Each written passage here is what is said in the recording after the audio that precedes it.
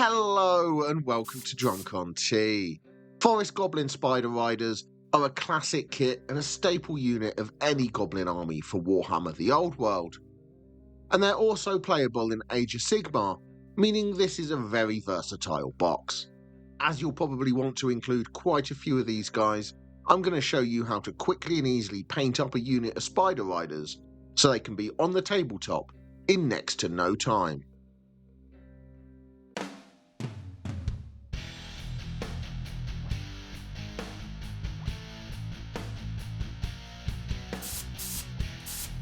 The first thing I've done is prime the Mini black and apply a zenithal undershade. Much like I've done for other quick painting guides, this builds light and shadow into the undershade, saving time when it comes to painting. First, with Grim Black Speed Paint, I'm applying a layer over the spider. The speed paint will sink into the recesses, adding shade and definition while pulling away slightly from the raised details, allowing the undershade to show through and act like a highlight. I'm being careful around the eyes. I don't want to paint over the eyes with black, but I want to catch all of the skin of the spider that is around those eyes. I'm not applying this too thick, I'm almost glazing it over the Mini, so it allows some of that zenithal effect to show through, giving a nice transition from shadow to highlight, and allowing me to paint large areas in a single layer. For the back, I'm catching all of the raised areas with black, but I'm being careful to avoid painting into the recess pattern of the spider, as I'll be painting this in the next step to add some interest and colour to the spider. There is a lot of detail to avoid here, so I'm being careful and making sure I only paint the raised areas on the spider with Grim Black. With the main body to the spider painted, next I'm going to paint the details, and I'm using Slaughter Red for this. First I'm painting the eyes, making sure I cover all of them so the raised areas will be highlighted and the deeper areas shaded. I'm also painting the fangs that are just popping out between the legs at the front of the spider.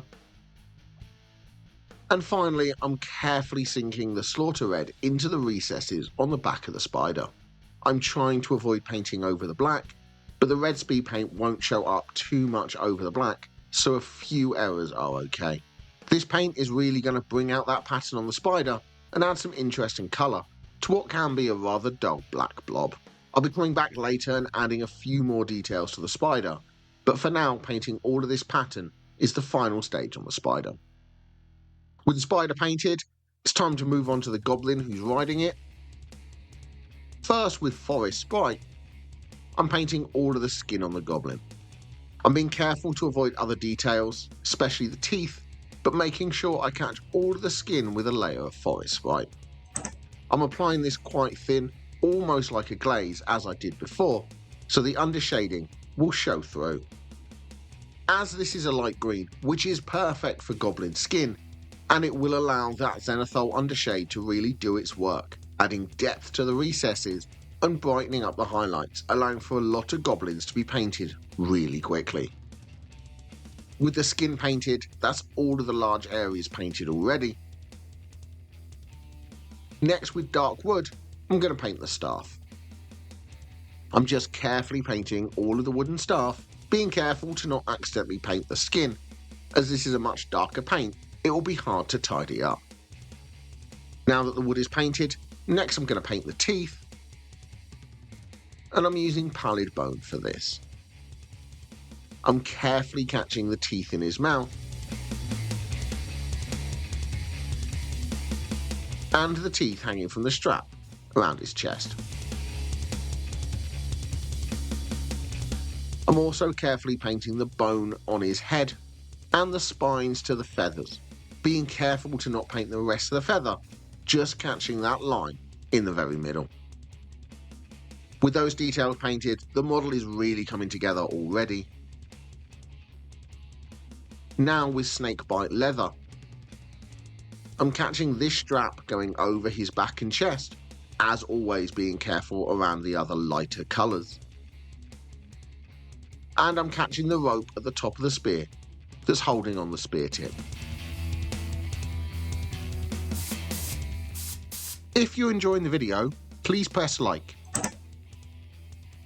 If you want more videos, press the subscribe button and ring the notification bell. And if you'd like to support the channel, please become a member by pressing the join button down below or joining me over on Patreon. With the strap and rope painted, next is his little bit of fabric, and I'm using Cygor brown for this. The goblin has a bit of fabric on his waist, front and back, so I'm catching this with some Cygor brown just to give it a fabric effect. With that brown added, there is just one dark colour left to paint on this model, and that's with some Gravelord grey. I'm painting the tip to his spear. You could paint this in metal, but this grey will give a stone effect to the spear. As this area is a bit flat, I'll come back later and add some more texture, but this grey will give us a nice base and shade for now. With the spear tip painted, it's time to add that pop of colour to this model. With Zealot Yellow, I'm painting the skull on the shield. Different goblins have different patterns on their shields and you can mix up the colours, but for this skull, the yellow gives a nice pop of colour and also a bit of that classic goblin look. With the yellow shield painted, I'm moving on to the feathers. With some tidal blue first, I'm painting 2 of the feathers. This way I can add more colour to the model. The blue is nice and bright and will really brighten up the mini and stop it from being too dark. The blue is also a nice colour, as these feathers are like trophies and I can't imagine a goblin being proud for hunting a dull bird. So the brighter the colour for these, the better. Now with Nuclear Sunrise, I'm painting the other feathers. This is a bright orange colour, so it will work well with the blue to really add some colour to this mini. I'm being careful not to paint over the spines I've already painted.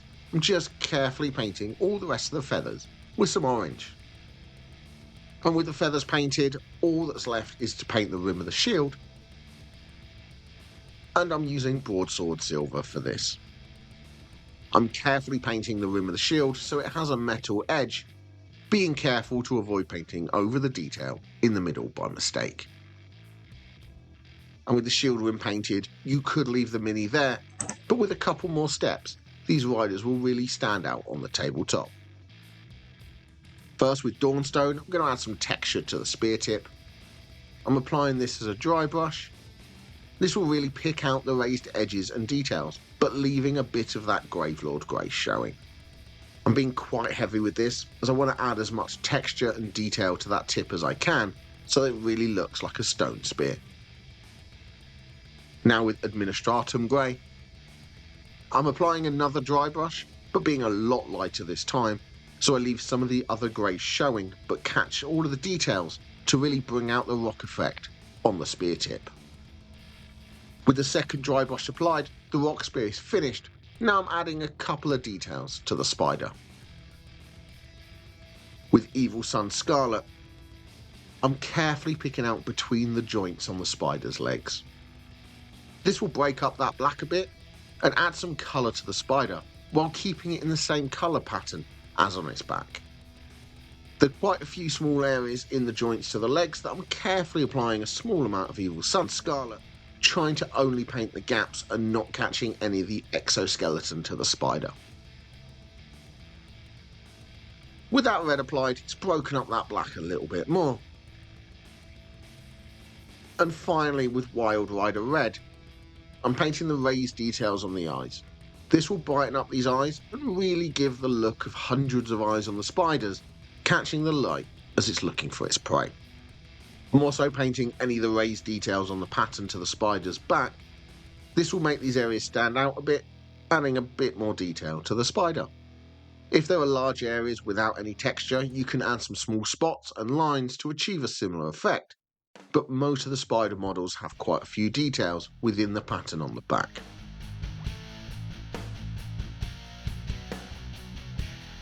And with the Wild Rider Red applied, that is how to quickly and easily paint a Forest Goblin Spider Rider for Warhammer the Old World and Age of Sigmar.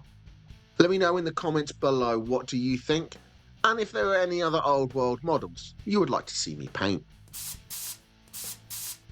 Thank you very much for watching. Please don't forget to like and subscribe.